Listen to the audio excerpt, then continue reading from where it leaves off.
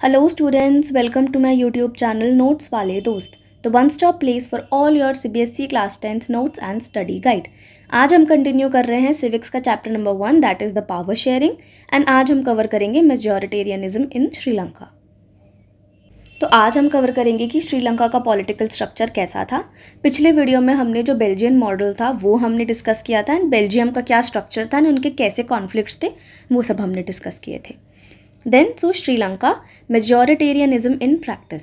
सी now अब यहाँ पे क्या हो रहा है, अगर हम इसके जोग्राफिकल एंड सोशल फैक्टर्स की बात करें तो यहाँ पे आइलैंड नेशन नियर तमिलनाडु, तो जो हमारा तमिलनाडु है उसके पास में एक आइलैंड नेशन है ये एंड इसकी पॉपुलेशन अराउंड 2 करोड़ है। ठीक है, इसमें 74% लोग हैं सिन्हला स्पीकिंग एंड 18% लोग हैं तमिल स्पीकिंग। तो यहाँ पे भी लैंग्वेज में लेके बहुत साफ दिख रहा है कि कॉन्फ्लिक्ट्स होते होंगे because 74% that is majority Sinhala speaking and minority is Tamil speaking.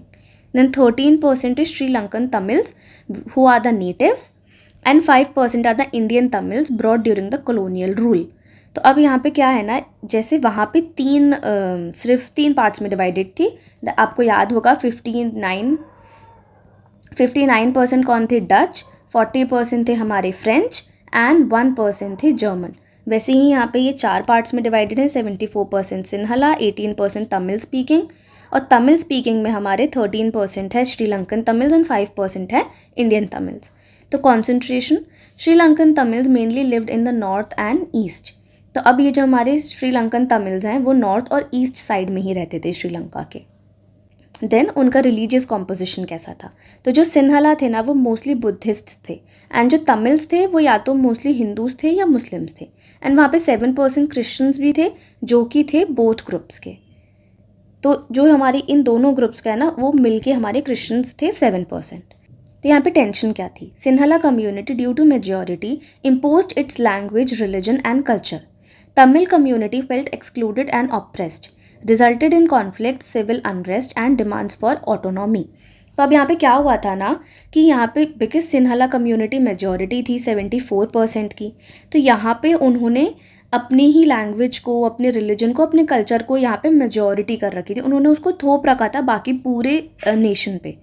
तो जो तमिल्स थे वो ऑफकोर्स उनको एक्सक्लूडेड और ऑप्रेस्ड फील होता था, उन्हें ऐसा लगता था कि उनको सप्रेस किया जा रहा है, उनको इक्वल अपॉर्चुनिटीज़ नहीं दी जा रही हैं, जिसकी वजह से कॉन्फ्लिक्ट्स हुए थे, civil unrest and demand for autonomy. Tamil लोगों ने डिमांड किया था कि ऑटोनॉमी एंड इक्वल राइट्स मिले हमें भी। तो अब मेजॉरिटेरियनिज्म होता क्या है, तो अगर हम इसकी डेफिनेशन देखें तो majoritarianism is the belief that the majority community should rule the country as it wants even if it disregards the needs of the minority. तो अब यहाँ पे श्रीलंका में मेजॉरिटेरियनिज्म था, मतलब कि एक कम्युनिटी जो कि मेजॉरिटी है that is the Sinhala in this case, तो उनको ही रूल करने दिया जाए कंट्री को इन which ever way they want. अगर उससे जो माइनॉरिटी है जो कि हमारे थे तमिल्स, अगर वो डिसरिगार्ड होते हैं, उनकी नीड्स को मान्य नहीं दिया जाता है तो दैट इज़ कम्प्लीटली फाइन। जो हमारी मेजॉरिटी है उसके हिसाब से हमारी कंट्री को रूल करना चाहिए, इसको हम बोलते हैं मेजॉरिटेरियनिज्म। तो श्रीलंका में क्या हुआ इंडिपेंडेंस के बाद, तो Sri Lanka became independent in 1948। India got independence in 1947, 1 year later they got the independence. Then the Sinhala speaking people, 74% of the population. Sinhala leaders tried to dominate the government by using their majority. तो of course जब उन्हें independence मिली तो ये सिन्हला ने majority का फ़ायदा उठा के गवर्नमेंट पे अपनी मेजॉरिटी को उससे डोमिनेट करने का ट्राई किया। Then measures taken by the government, तो अब इन्होंने गवर्नमेंट भी बिकॉज ये लोग मेजॉरिटी थे तो उनका थोड़ा साथ दिया। तो in 1956 the Sinhala only act was passed and Sinhala declare the only official language. तो अब जो सिन्हला थी उसको ऑफिशियल लैंग्वेज इन्होंने डिक्लेयर कर दिया गवर्नमेंट ने। तो तमिल वॉज कम्प्लीटली इग्नोर्ड, तो अब तमिल लैंग्वेज को ये लोग बढ़ावा ऑफ कोर्स नहीं दे रहे थे, तो उन्होंने सिन्हला को प्रमोट किया एंड तमिल को कम्प्लीटली इग्नोर कर दिया। Then university and job preferences, इसमें भी Sinhala people were favoured in admissions and government jobs. तो अब उन्होंने ऑफकोर्स जो सिन्हला लैंग्वेज है ये लोग इसी को प्रमोट कर रहे हैं, तो तमिल स्पीकिंग पीपल है ना उनको हर जगह इग्नोर किया जा रहा है, भले it is university, job preferences, हर चीज़ में। एंड देन रीजनल बायस यहाँ पे देखा जा रहा था because the new constitution promise to protect that and promote Buddhism. तो अब यहाँ पे बुद्धिज़्म किसका रिलीजन था? सिन्हला का, सिन्हला लैंग्वेज स्पीकर्स का। तो अब ये लोग ना कॉन्स्टिट्यूशन भी इन्हीं के रिलीजन को प्रोटेक्ट कर रहा था। तो जो बाकी क्रिश्चियनिटी एंड जो तमिल लोगों का जो भी रिलीजन था उसको ये लोग पूरी तरीके से निगलेक्ट कर रहे थे। इससे इम्पैक्ट क्या पड़ा तमिल स्पीकिंग पॉपुलेशन पे? They felt alienated and discriminated. उन्हें अपनी ही कंट्री में एलियनेटेड, मतलब ऐसा कि हम एलियंस हैं, हम बाहर के हैं, हमें यहाँ पे मतलब वी डोंट बिलोंग हियर। उन्हें डिस्क्रिमिनेटेड फील हो रहा था कि उनकी कोई यहाँ पे सुनवाई ही नहीं है। एंड ऑफकोर्स उन्हें ऐसा लगेगा ना, बिकॉज उनकी कोई बात ही नहीं मानी जा रही है, उनके रिलीजन को प्रोटेक्ट नहीं किया जा रहा है, उनके because they were Hindus and Muslims, उनके रिलीजन्स को ध्यान नहीं दिया जा रहा है, उन पे उनकी लैंग्वेज को कोई भी सपोर्ट नहीं कर रहा है, it is completely getting ignored. तो no political party cared about Tamil language और कल्चर। अगेन उनके लैंग्वेज या कल्चर के बारे में कुछ भी कोई भी पॉलिटिकल पार्टी कंसर्न्ड नहीं है, बिकॉज मेजॉरिटी बिकॉज सिन्हला वाली थी तो सब उसी पे फोकस कर रहे थे। And they were also denied the equal political rights and fair job and education opportunities. तो अब यहाँ पे इस हद तक यहाँ पे मेजॉरिटेरियनिज्म था कि उन्हें कोई ढंग की जॉब भी नहीं मिलती थी, ना एजुकेशन अपॉर्चुनिटीज़ मिलती थी। तो सारी अच्छी अपॉर्चुनिटीज़ मतलब गवर्नमेंट पूरी तरीके से सिन्हला के फेवर में थी। तो इसकी वजह से अब इन लोगों ने प्रोटेस्ट करना चालू कर दिया and they demanded the Tamil as official language. उन्होंने कहा कि अगर सिन्हला ऑफिशियल लैंग्वेज है तो आप तमिल को ऑफिशियल लैंग्वेज बनाओ अब। एंड रीजनल ऑटोनॉमी, अगर रीजन के बेसिस पे ये लोग, इनका जो रीजन है, हमें रीजनल ऑटोनॉमी दो, हमें अपनी आज़ादी दो।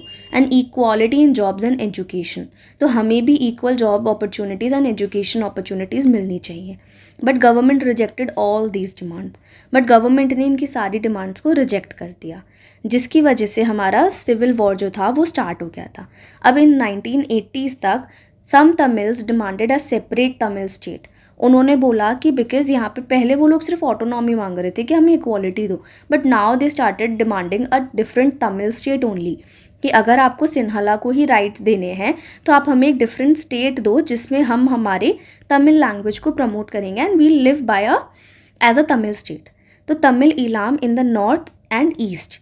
तो अब उन्होंने बोला कि trust between Tamil and Sinhalas broke completely. तो बिकॉज अब ये लोग अपने लिए एक अलग ही स्टेट मांग रहे थे, तो तमिल एंड सिन्हलाज के बीच में जो ट्रस्ट था वो कम्प्लीटली ब्रेक हो गया था, जिसकी वजह से एक long and brutal civil war हुआ था जिसमें थाउजेंड्स ऑफ लोग मारे गए, they were killed, families were displaced, economy and society badly hurt. War finally ended in 2009। तो सी यहाँ पे 1980s से पूरी कॉन्फ्लिक्ट चालू हुई थी और 2009 में जाके ये वॉर ख़त्म हुआ। एंड वॉर के इम्पैक्ट क्या होता है, यहाँ पे दो लैंग्वेज, जस्ट बिकॉज एक दो लैंग्वेजेस की लड़ाई थी तो यहाँ पे हज़ारों लोग मारे गए जिन मासूमों की कोई गलती भी नहीं थी, उनकी फैमिलीज बिछड़ गई, इकोनॉमी एंड सोसाइटी को कितना ज़्यादा हार्म हुआ। तो एक तरफ था बेल्जियम मॉडल जिसमें उन्होंने समझदारी से दोनों लैंग्वेजेस को इक्वल राइट्स दिए, जिसकी वजह से वो लोग शांति से हर चीज़ को सॉल्व कर पाए। एंड यहाँ पे बिकॉज इन्होंने एक लैंग्वेज, बहुत ही नेगेटिव इम्पैक्ट देखने को मिला जिसमें बहुत सारे लोग मारे गए एंड यहाँ पे वॉर हुआ। Then a lesson from the stories of Belgium and Sri Lanka. Both countries are democracies, but they deal differently with the concept of power sharing. Again, in Belgium, the leaders have realized that the unity of the country is possible only by representing the feelings and interests of the different communities and regions. This resulted in mutually acceptable arrangements for power sharing. तो यहाँ पे इन्होंने equal power sharing की, उन्होंने दोनों तरफ की feelings को और उनके इंटरेस्ट्स को समझा, तो यहाँ पे एक बहुत अच्छा फॉर्म ऑफ पावर शेयरिंग देखा गया।